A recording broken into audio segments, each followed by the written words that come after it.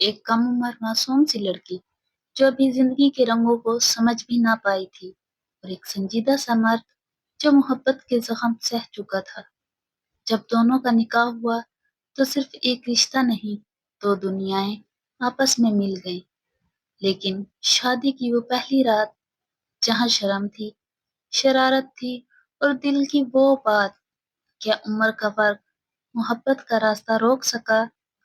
سنیے ایک ایسی کہانی جہاں جذبے بولتے ہیں اور پیار صرف محسوس ہوتا ہے۔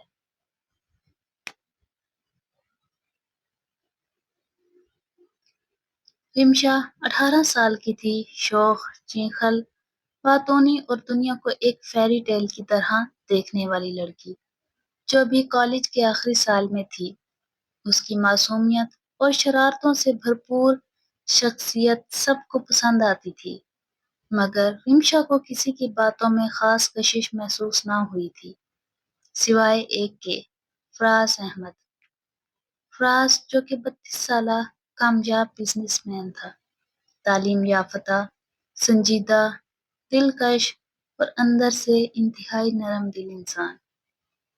اس کا تعلق رمشا کے بڑے بھائی کے دوستوں میں سے تھا۔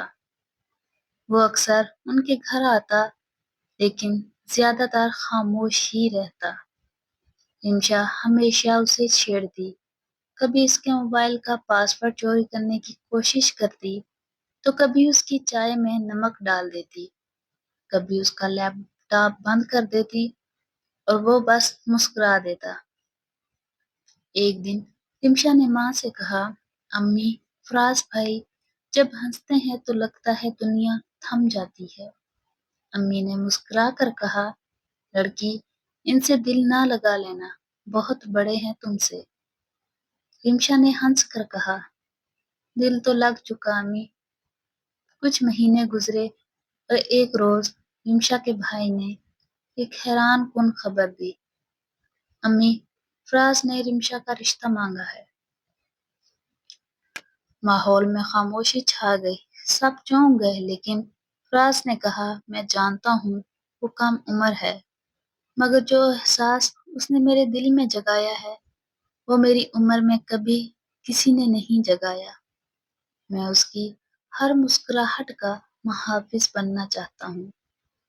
باپ نے کچھ دن سوچنے کے بعد رضامندی دے دی، اور یوں رمشا کی پسندیدہ شرارتیں ایک خوبصورت خواب میں بدل گئیں۔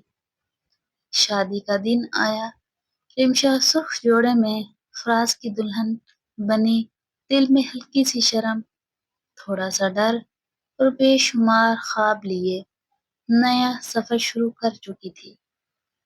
جیسے ہی وہ کمرے میں داخل ہوئی، کمرے کی فضا بدل گئی، پھولوں کی مہک، نرم روشنی اور فراز کی خاموش موجودگی، سب کچھ ایک خواب جیسا تھا۔ فراز نے نرمی سے اس کا گھونگھٹ اٹھایا، رمشا نے نظریں جھکا لیں، مگر وہ ہنس پڑی۔ کیا بات ہے؟ فراز نے پوچھا۔ میں ڈر رہی ہوں، اگر یہ سب خواب ہے تو صبح آنکھ نہ کھلے۔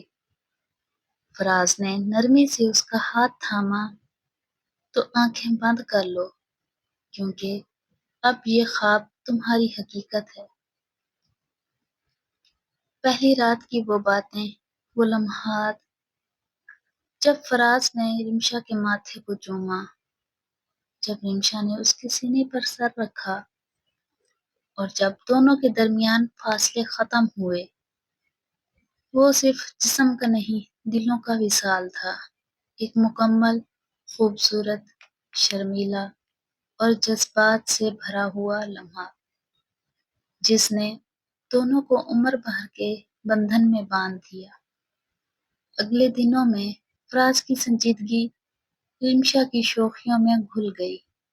کبھی وہ اسے زبردستی نہانے کو بھیجتی، کبھی ناشتہ بستر پر مانگتی، کبھی فراز کے ساتھ بارش میں بھیگنے کا اصرار کرتی۔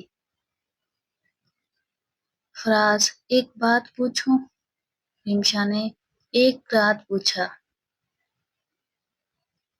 ہمیشہ فراز نے جواب دیا، زندگی میں بوڑھی ہو گئی اور دانت گر گئے تو بھی مجھے ایسے ہی چاہو گے۔ فراز نے مسکرا کر کہا، جب تم بوڑھی ہوگی تب میں اندھا ہو چکا ہوں گا، مگر دل کا نور تب بھی تمہارے عکس میں دکھائی دے گا۔ وہ رات، وہ لمحہ، وہ عشق، سب کچھ کسی فلم کی طرح لگتا تھا، مگر یہ حقیقت تھی۔ ان کی محبت وقت کے ساتھ گہری ہوتی گئی، کبھی لڑائی، کبھی مان، کبھی ضد، کبھی باہوں میں لپٹے نیند، اور کبھی چپ چاپ ایک دوسرے کو تکتے تکتے بیتا وقت۔ فراز رمشا کو پڑھاتا، اسے سیر پر لے جاتا، اس کے ساتھ کارٹون دیکھتا اور کبھی کبھی اس کی شرارتوں سے تنگ آ کر اسے کندھے پر اٹھا لیتا۔